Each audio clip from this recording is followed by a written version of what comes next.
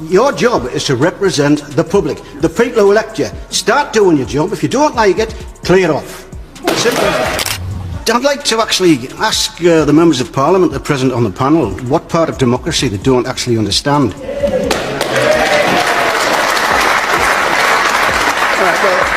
Parliament had a ballot, did it not, in order to have the referendum. They voted 6-1 to have the ballot. You took that ballot, you took the chance, we had the referendum, you didn't get the answer that you wanted, and now you want to turn it round. I didn't vote. Tonight, a storm is brewing inside the walls of Parliament. And it all comes down to one question: do our elected MPs actually understand democracy? The atmosphere is electric. Voices are rising. What began as a simple debate has erupted into a clash over loyalty and the will of the people. This isn't politics as usual. This is raw, unfiltered confrontation, and it's happening at the very heart of British democracy. It all started when a member of the public, calm but visibly frustrated, stood up and delivered a message that cut through all the noise with brutal clarity. Have a ballot. Have a ballot. Yeah, can I answer your question? I mean, what I was saying, and my clarity is that I'm not saying, and I'm not suggesting we ignore the vote. The vote is quite clear. But as a member of Parliament, I have a responsibility for British jobs, British workers, you have a representation. You have that. So you need clarity that we're going to take down that. Sorry, all right. Sorry, you have your job is to represent the public, the people who elect you. Start doing your job. If you don't like it, clear off. Simple.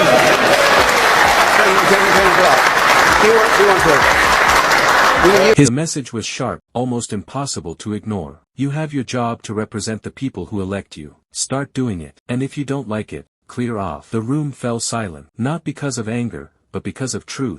The kind of truth that slices through political spin like a blade. And then came the spark that lit the room on fire. He reminded them that Parliament itself had voted 6-1 to hold the referendum. They were the ones who gave the people the ballot, the power to decide. The people spoke. The answer came back loud and clear. But when that result didn't match what the politicians wanted, suddenly the rules began to shift. Suddenly, democracy felt negotiable. And that's where the trust began to crumble. The man's words weren't just about Brexit or one referendum.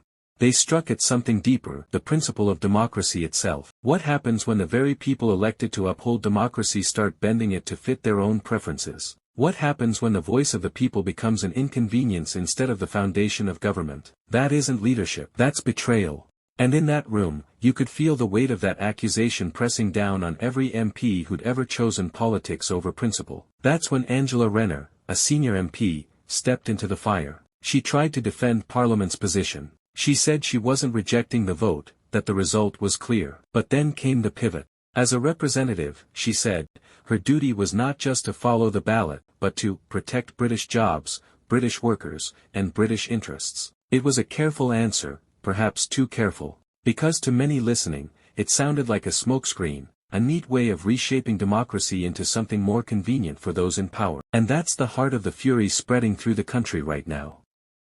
People aren't angry at debate, debate is democracy. They're angry at deflection.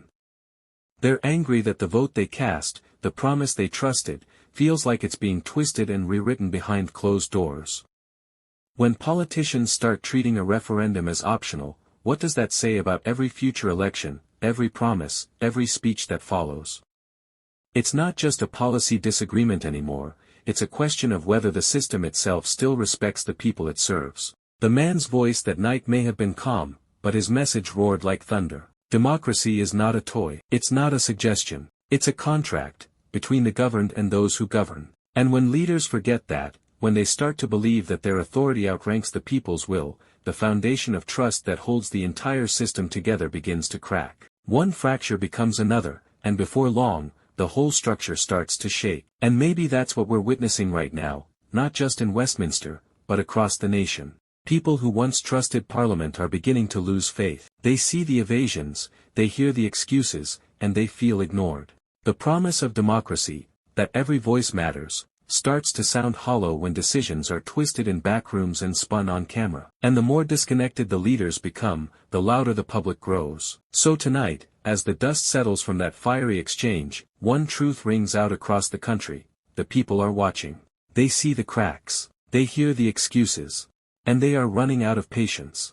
Because in a democracy, politicians don't own the power, the people do. And if Parliament forgets that, the next voice demanding change won't be one man in a committee room. It will be millions, standing together, reminding their leaders who really runs this country. And that will be a storm no government can ignore.